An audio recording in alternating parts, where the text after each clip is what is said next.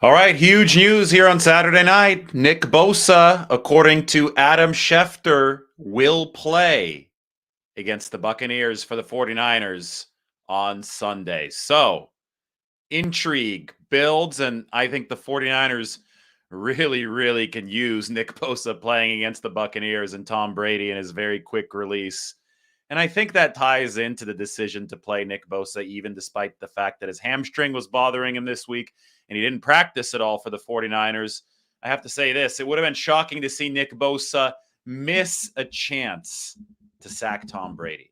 The GOAT, Tom Brady, Nick Bosa, he wants to, he wants to add that to his book. He wants to make sure that Tom Brady's in there by the time this is all said and done. Bosa leading the NFL with 14 and a half sacks. We don't know how much longer Tom Brady's going to be playing, but there's a chance this is the last meeting between Nick Bosa and Tom Brady. And obviously the first meeting between Nick Bosa and Tom Brady. So this is his chance to get after the greatest of all time. I know some of you may argue that it's Montana, whatever. That's irrelevant to this conversation. Brady is a guy that Nick Bosa wants to sack. So Nick Bosa is going to play against Tampa Bay despite the hamstring injury. My big question is Nick Bosa going to be on a pitch count because of the short week? The 49ers play an even more important game against Seattle on Thursday. So very short rest. The game at Seattle isn't on artificial turf. The 49ers would not have cleared Nick Bosa to play in this game if they believed that doing so would compromise his availability for the Seattle game, because the Seattle game, being a division game, is going to be even more important on Thursday. So that leads me to question, well, will the 49ers be limiting Nick Bosa in this game against Tampa Bay? And I think that that's going to be the case. I would predict that's going to be the case so that Nick Bosa can be ready to fire on full cylinders Thursday. But the truth is, to remain favorites in this game for all intents and purposes, the 49ers probably do need some Nick Bosa snaps. You look at Tampa Bay, they have no Tristan Wirfs. That's their top offensive tackle. Doubtful on the injury report, but they're not expecting him back for a couple more weeks. Ryan Jensen, their center, he got hurt way before this season even started. That was at the start of everything. So the Tampa Bay offensive line's not what it once was, but Brady still has the fastest snap to release in football.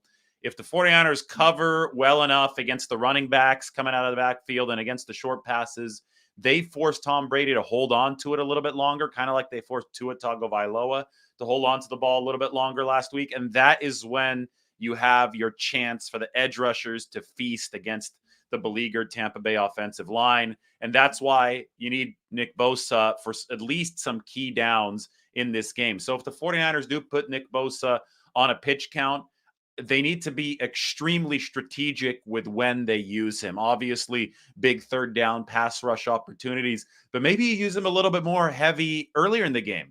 Maybe if you're D'Amico Ryans, you've been making all these great second half adjustments. I get it. The adjustments against Miami came on the second drive, but maybe you make extra sure if you're D'Amico Ryans that you throw the kitchen sink at Tom Brady early in this game. Maybe you try to land a knockout punch in the first half if you're the 49ers, because then you could ease off of Nick Bosa's snap count in the second half ahead of the game against Seattle. Either way, you're going to need something out of Nick Bosa, even if he's on a pitch count, to comfortably have an edge over this Buccaneers team. The 49ers are better than Tampa Bay, but we know they have Brady. We know that they won the Super Bowl a couple years ago. A lot of that talent's still there. So to maintain that edge, you're going to need quality snaps from Nick Bosa. The question is, how do the 49ers apply, if Bosa's on that pitch count, how do they apply that pitch count to the game plan? And that's going to be something that I watch with fascination tomorrow. But, I mean, the overarching truth here, if we want to keep this in simple terms, is that it would have been shocking to see Nick Bosa